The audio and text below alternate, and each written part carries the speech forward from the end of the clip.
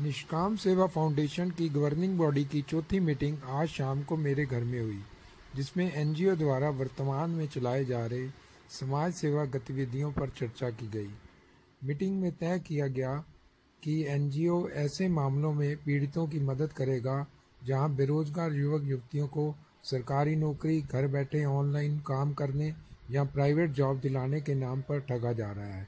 सभी सदस्यों ने हाल ही में ऐसे ही एक मामले में एनजीओ की पहल से एफआईआर होने पर खुशी जाहिर की और प्रण लिया कि जिस युवती से 15,000 ऑनलाइन जॉब के नाम पर ठगे गए हैं, उसको न्याय दिलाने में अपना संघर्ष जारी रखेगा और अपराधियों को सलाखों के पीछे भेजेगा।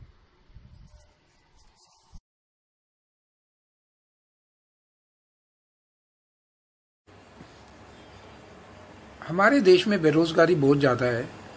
बेरोजगारी से परेशान युवक युवतियां फर्जी विज्ञापनों के झांसे में आ जाती हैं और कंपनियां इस बात का फ़ायदा उठाती हैं। कंपनियां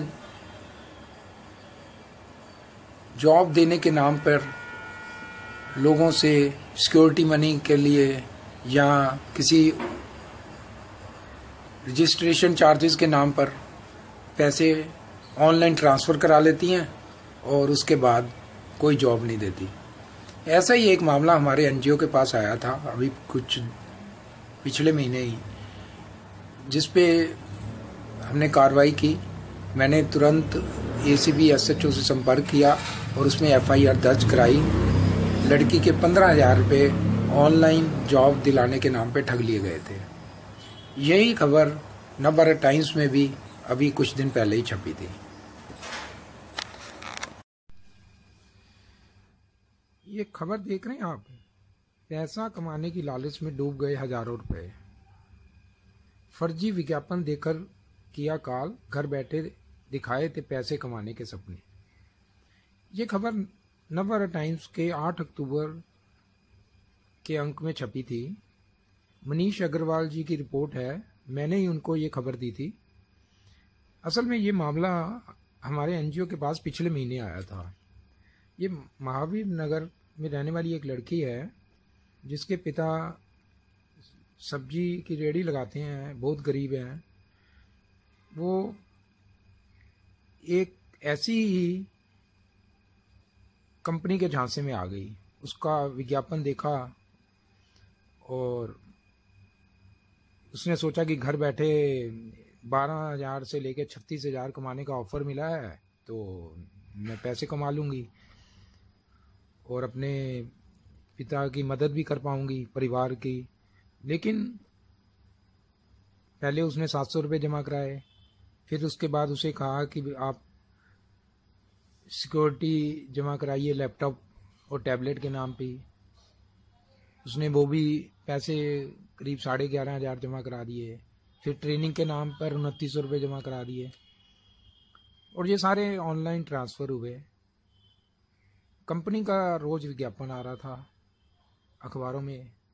ये इस लड़की ने तिलकनगर थाने में कंप्लेंट दर्ज कराई, लेकिन पुलिस ने कोई कार्रवाई नहीं की। फिर वो हमारे पास आई, फिर मैंने तुरंत उस पर कार्रवाई की और एसएचओ एसीपी से मिलके इसमें उन्होंने भी मेरी इस मामले की गंभीरता समझी और एफआईआर दर्ज करने के आदेश दे दिए। अब एफआईआर हो चुकी है, पुलिस की जांच चल रही है।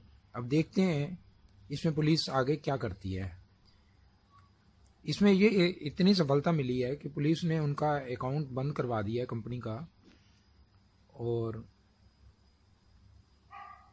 ये पता लगा लिया है कि ये एक फर्जी कंपनी है। अब जैसे ही कोई गिरफ्तारी होगी तो इसकी खबर मीडिया को दी जाएगी।